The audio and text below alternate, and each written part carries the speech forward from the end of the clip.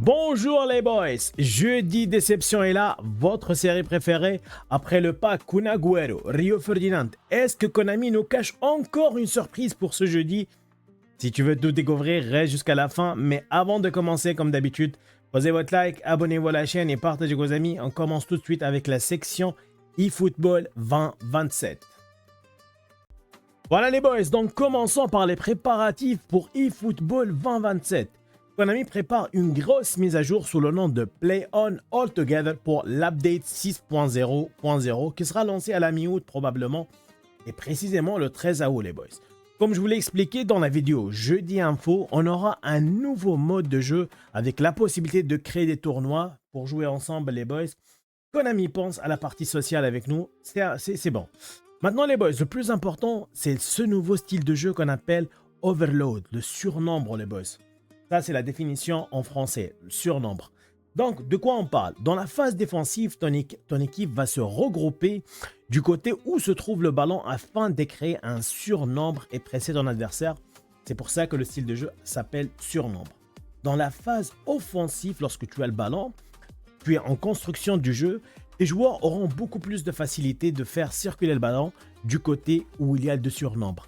Donc, c'est comme si tu vas jouer en phase défensif, tu vas jouer du quick counter ou bien une simulation du quick counter agressif contre rapide agressif, et en phase offensive, tu vas jouer la possession organisée sur un seul côté. Ça, c'est ma compréhension de le style surnombre les boys.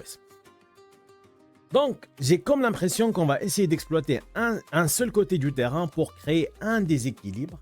Ce déséquilibre crée ensuite le surnombre et c'est probablement ça, c'est le nouveau style de jeu qui va apparaître probablement très prochainement avec nous les boys. Donc j'essaie d'imaginer avec vous et on verra ce que ça va donner. Donc restons toujours dans les tactiques et les formations. On parle également d'un nouveau système de jeu ou bien un système de link-up qui permet de lier plusieurs joueurs entre eux.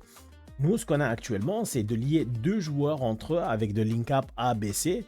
Actuellement, on parle de linker 4 joueurs ensemble. Donc les boys, ça se peut, on va avoir ce combo magique, un entraîneur qui fait un double link-up et qui maîtrise le style donc Overload. Donc les boys, je pense et je suis certain qu'on va avoir très prochainement un entraîneur qui maîtrise le surnombre avec 2 link-up. La question à laquelle j'arrive pas à trouver une réponse, j'arrive pas à imaginer un entraîneur capable de faire ça. Écrivez-moi les boys le nom de l'entraîneur qui vous vient à l'esprit lorsque vous entendez surnombre et linker 4 joueurs.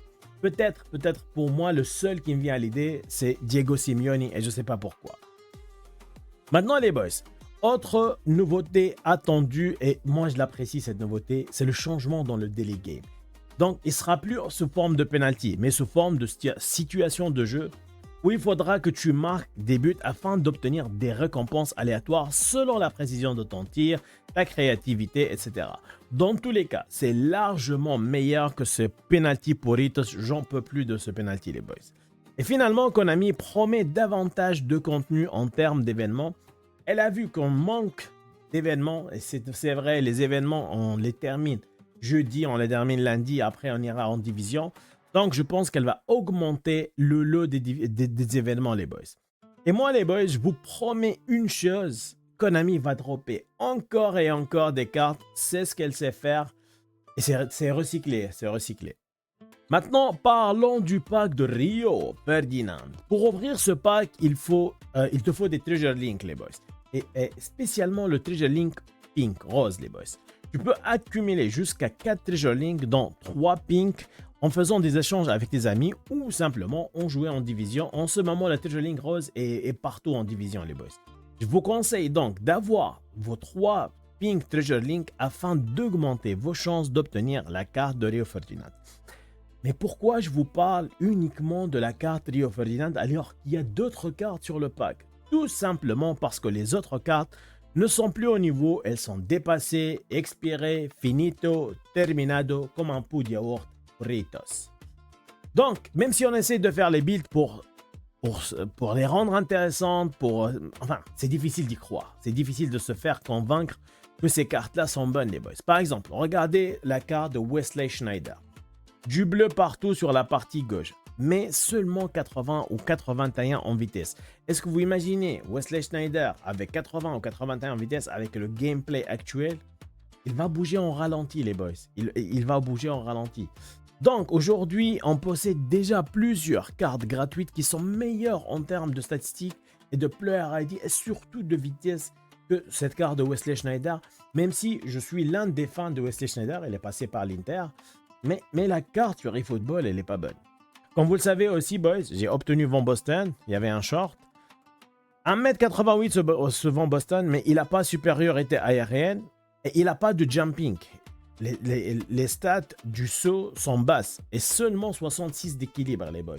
Est-ce que vous arrivez à imaginer ce combo? Je l'ai testé sur plusieurs games et croyez-moi, les boys, j'ai compté davantage sur mes propres skills que sur la carte pour le faire fonctionner.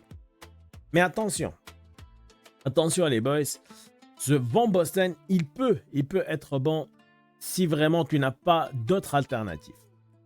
Donc les boys, concernant maintenant Carles Puyol, il peut toujours rendre service. Les stats que j'ai vus, il peut toujours rendre service, il possède des bonnes stats, mais il a juste 1m78 les boys. Et connaissant le player ID de Carles Puyol, il s'excite un petit peu trop. Et il laisse souvent des espaces derrière lui.